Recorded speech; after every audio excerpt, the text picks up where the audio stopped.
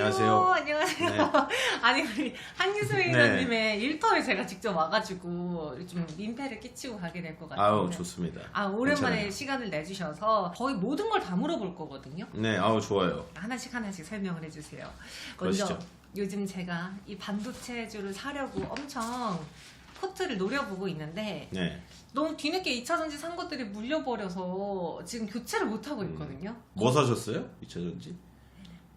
NNF면 뭐 잘 물렸네. LNF를 거의 독점에서 조금 미친 상황에서 그때 네. 매수를 했는데 뭐 전 길게 가져갈 거여가지고 팔지 않을 거거든요. 근데 이 상황에서 지금 이 반도체랑 2차전지 두 대장은 확실하잖아요. 네. 요거를 봤을 때 2차전지는 좀 항상 고평가 논란이 있고 반도체는 저점 확인이 아직은 다 안 끝났다는 논란이 있는데 네. 그거 어떻게 생각하는지 먼저 2차전지부터 여쭤보고 싶어요. 에코가 내려온 질이 좀 안 좋은 것 같아요, 저는. 질이 안 좋다? 너무 많이 올라가지고 내려온 건 뭐 당연한 건데 네. 에코가 내려올 때 이벤트가 하나 있었잖아요. 이룸 TNC에서 그게 뭐요? 에코프로 BM 이제 2대 주주인데 네. 에코프로가 있고 자회사가 에코프로 BM이 있는데 BM의 최대 주주가 에코프로고 BM의 2대 주주가 이룸 TNC예요. 이룸 TNC 처음 들어보시잖아요. 그럴 수밖에 없어요. 왜요? 가족법인이에요. 아. 이동채 회장 가족법인인데 한 600억 정도 이번에 지분 매각이 있었죠. 근데 에코프로 BM이 제가 정확히 기억은 안 나는데 최고가가 31만 원대 정도 될 거예요. 근데 이룸 TNC 가족법인 매도 가격이 29만 7천 원, 30만 원. 꼭지에서 600억을 먼저 딱 때리셔가지고 그 약간 트리거가 됐네요. 그렇죠. 뭐 어떻게 하다 보니까 딱 이제 그 아구가 딱 그렇게 맞아 들어갔는데 기본적으로 이제 에코가 정말 논란이 많은 주식이잖아요. 뭐 여의도에서는 이거 너무 비싸다라고 하고 맞아요. 뭐 다른 분들은 아직도 괜찮다고 하는데 이건 어차피 주식시장이 정답이 없어가지고 밸류에이션이라는 게 어떻게 하냐에 따라 완전히 달라집니다. 목표가가. 기준점을 잡는 거에 따라. 그렇죠. 밸류를 어떻게 하냐에 따라도 다르기 때문에 정확히 이게 싸다 비싸다라고 얘기하기는 좀 그렇지만 저는 에코는 좀 오한 것 같아요. 그리고 중요한 건 꼭지 나올 때도 시기가 좀 미묘하게 최대 주주 라인에서 꼭지 매도가 600억이 나왔다. 근데 지금 중요한 건 지금도 지분 많으시거든요. 네. 추가 매각 가능성이 계속 있어요. 오버행인 거죠, 그게. 그래. 저는 그건 몰랐어요. 근데 저는 그렇게 생각했거든요. 그 한창 에코프로랑 에코프로 네. BM에 대한 증권가의 그 매도 리포트라던가 네. 계속 고평가다라고 때려버리니 이제 그들이 그런 의견을 내면은 사실 기관 투자자들 입장에서는 또 내가 그런 의견 내고 사는 건 말이 안 되잖아요.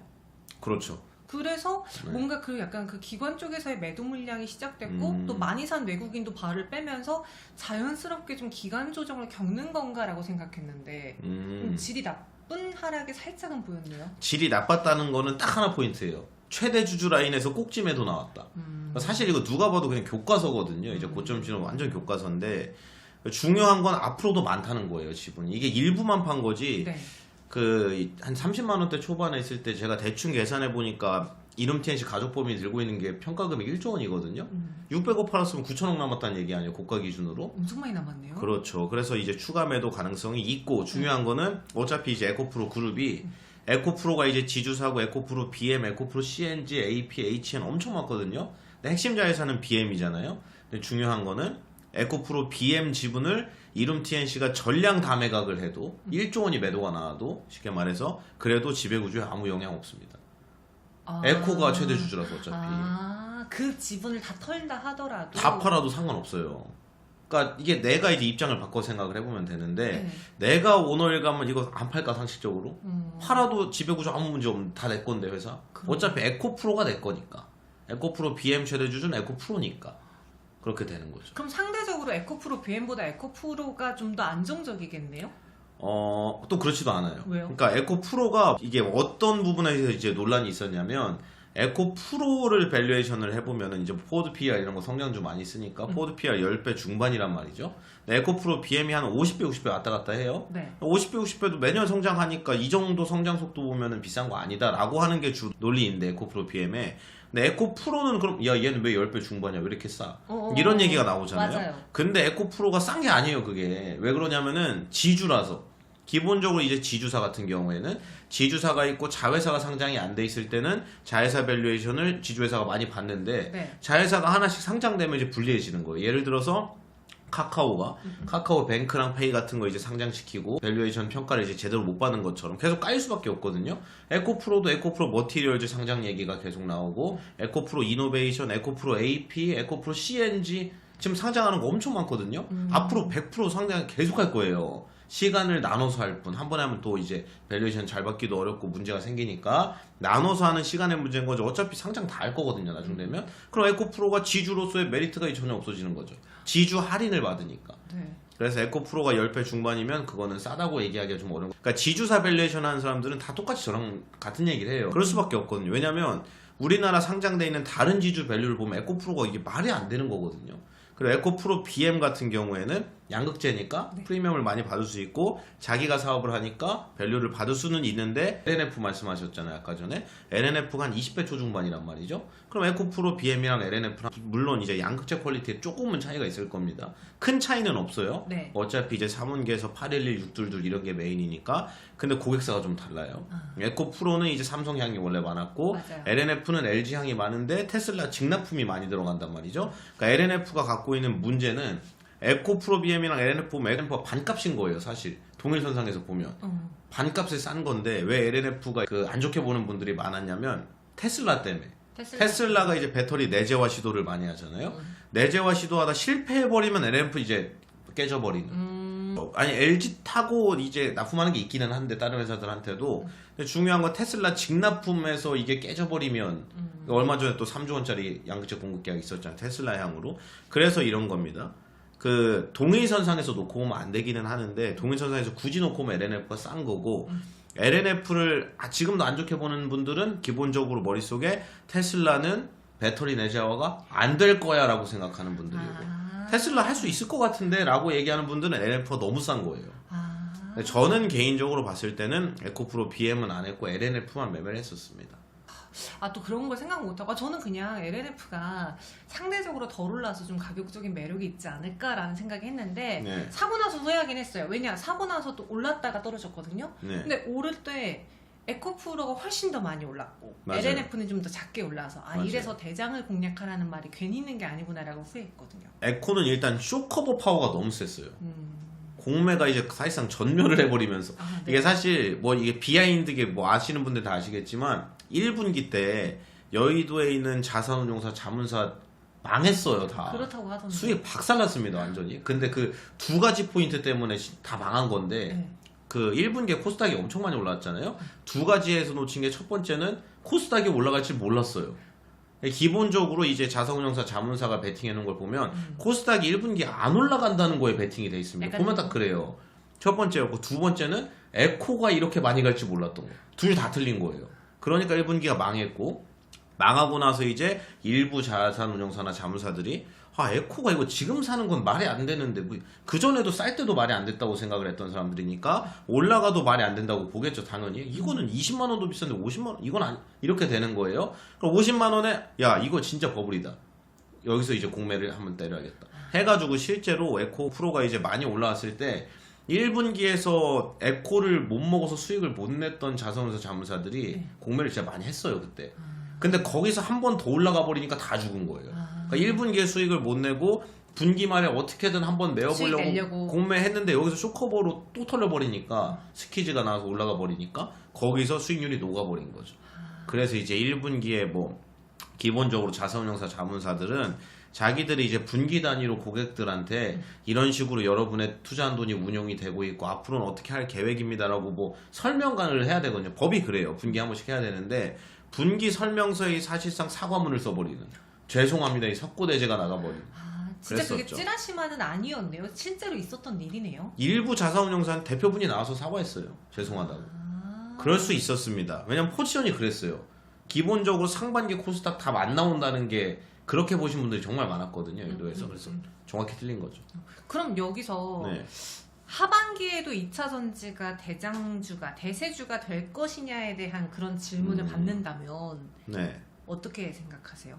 좋죠. 최근에 많이 내려와서 가격이 싸졌으니까 좋은데 중요한 건 이게 좀 선별적으로 잘 해야 될 것 같아요. 선별적으로요? 뭐 예를 들어 저 같으면 네. 제 생각입니다. 네. 네, 이게 생각은 다를 수 있다는 점. 저는 에코를 아무리 계산을 해봐도 고개가 이게 맞는 건가라는 생각이 좀 들어요. 그리고 개인적으로 좋아하는 거는 LNF라도. 전 테슬라가 이제 내재화 가능성이 있다고 봅니다. 지금 양산하는 수율 보면은 사실 그렇게 잘 나오진 않거든요. 초기 수율이라. 근데 장기적으로 보면 될 것 같아요. 테슬라는 어떻게든 내재화를 일부라도 할 거다. 그래서 직납품하는 거 LNF 정도니까. 그리고 아니면 여기에 더할 수 있는 게 뭐 에코앤드림 이런 거 있잖아요. 네. 그러나 이제 전구체 캐파가 엄청 빨리 늘어나는데 그게 또 잘 알고 계시는 벨기에 유미코어라는 양극재 회사가 엄청 큰 회사가 있어요. 에코프로 BM처럼. 그 회사한테 이제 직납품으로 다 들어가기 때문에 뭐 안정성이 좀 있고 증설도 많이 하니까 이제 드라마틱하게 실적 좋아질 수 있고. 그래서 소재는 그 정도에다 뭐 몇 개 더 있기는 한데 네. 예를 들어 포스코 퓨처엠 같은 애 있잖아요. 퓨처엠은 참고로 저는 안 했어요, 매매를. 왜요?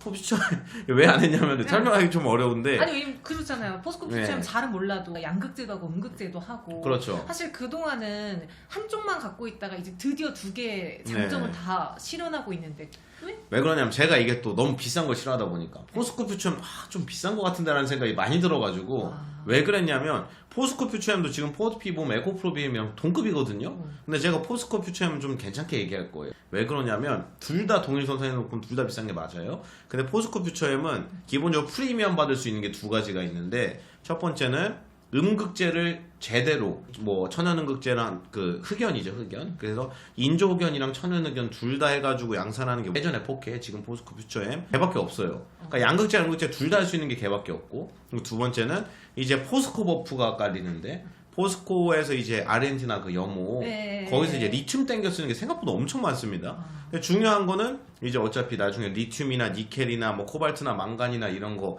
가장 배터리 기본 원재료가 되는 애들 탈중국 해야 되거든요. 그렇죠. 그러니까 탈중국의 선봉장 프리미엄이 있어요. 아르헨티나 리튬이엄가 포스코 그룹 거여가지고 네. 거기서 이제 직접 받아서 갖다 쓸 수 있는 거죠. 그래서 탈중국 프리미엄이 있다. 거기다가 양극재무제 둘 다 하는 회사가 없어요. 조금 후회돼요. 후회는 하죠. 항상 올라가면 뭐 저 살 거라는 후회는 하는데 아 그래요? 예전으로 돌아가도 그래도 안 샀을 것 같은데 하는 생각이 드는 종목은 후회는 별로 안 합니다. 왜냐면 돌아가도 어차피 안 사요. 왜냐면 이게 제 머리로 갸우뚱하는 순간 안 삽니다. 무조건 끄떡거려지는 것만.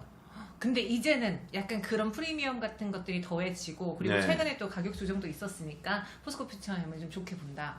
괜찮죠. 괜찮다. LNF, 에코앤드림, 어. 퓨처엠. 그럼 여기에 상반기에는 거의 대상들이 양극재로 쏠렸었잖아요. 네. 근데 항상 많은 사람들이 과연 이 자금이 어디로 갈 것이냐를 엄청 찾았거든요. 그래서 아예 그냥 반도체랑 바이오로 갈 것이다라고 보는 사람들이 있는가 하면 아니 2차전지 안에서 폐배터리라던가 뭐 리튬이라던가 아니면 충전 사업이라던가 그 안에서 순환매가 나올 거다라고 보는 분도 있었는데 어느 쪽이 조금 더 그럴싸요?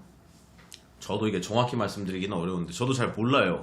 미래 얘기니까. 그쵸? 근데 제가 생각하는 가능성은 업사이드는 무조건 바이오가 짱이다.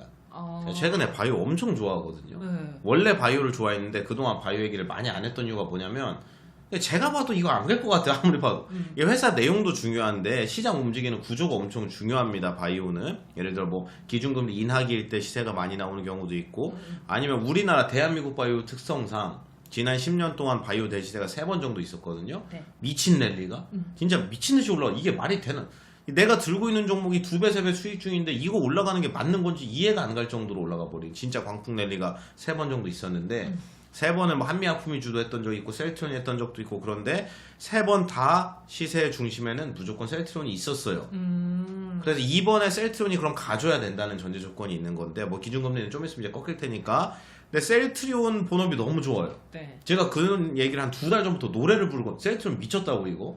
저는 주가 보고 얘기하지 않습니다. 회사 내용이 너무 좋아서 셀트리온 실적이 창사 이래 사상 최대가 2번 나왔거든요. 크게 보면 그 전에 나왔던 게 한 2017년쯤에 그때가 이제 바이오 첫 광풍 랠리 있었을 때 그때가 5배, 10배 가는 종목 쏟아질 때였습니다. 네. 그때 신라젠도 그렇고 그리고 두 번째가 코로나 터지고 2020년에 그때는 이제 뭐 원래 본업인 바이오시밀러 실적도 좋았었는데 셀트리온이 코로나가 터지고 나서 서정진 회장이 우리가 이제 대한민국 코로나 방어 선봉장 맞아요. 그런 키워드를 얘기를 하면서 두 가지를 했는데 진단 키트 키트는 좀 늦게 들어갔어요. 원래 키트 대장이 시젠이랑 랩지노믹스 이런 애들이었잖아요. 그래서 셀트론에서도 진단 키트를 했고 두 번째로 한 게 국산 1호 코로나 항체 치료제 레키로나주 그 두 개를 했는데 둘 다 안 됐지 않아요? 둘 다 안 됐어요. 이게 좀 세게 말하면 둘 다 망했습니다. 근데 뭐 상징성은 있었죠. 대한민국 1호 코로나 국산 치료제라고는 이제 항상성이 있었는데 뭐 다른 약 대비해서 효능이 뭐 월등히 좋은 것도 아니고 뭐 메리트가 거의 또 없었어요. 시기도 조금 애매했잖아요. 그렇죠. 그래서 2020년에 본업 괜찮고 다른 거 좀 터지니까 실적이 좋아가지고 시세가 나왔다가 그때는 코로나 프리미엄이 있었습니다. 그러나 실적이 쭉 한 2, 3년 깨지다가 올해 1분기 실적이 이제 다 나왔잖아요. 1분기 실적이 시사점이 좀 많아요. 1분기 영업이익이 셀트론 헬스케어 같은 경우에 1분기 실적이 계절성을 띄워가지고 네. 실적이 별로 안 좋거든요. 셀트론 헬스케어가 1분기 매출액을 1분기 사상 최초로 5천억을 넘겼어요. 그래서 본업이 좋은 거고 네. 셀트리 온도 보니까 1분기 실적이 괜찮았는데 중요한 거는 거기서 이제 진단키트 관련해서 재무제표 이제 손실 계상을 해야 되는데 해먹은 돈이 있으니까 손실 계상으로 키트로만 600억을 거기서 깠다는 거예요. 네. 근데도 영업 실적이 좋아요. 아, 근데도. 깠는데도. 그래서 왜 좋은가 하고 보니까 1분기에 셀트론 본업 이제 바이오시밀러고 뭐 램시마 같은 거 이제 엄청나게 많이 팔았고 미국에다가 뭐 추가 바이오시밀러 출시를 많이 하는데 이게 원래 램시마라는 게 좀 TMI일 수 있지만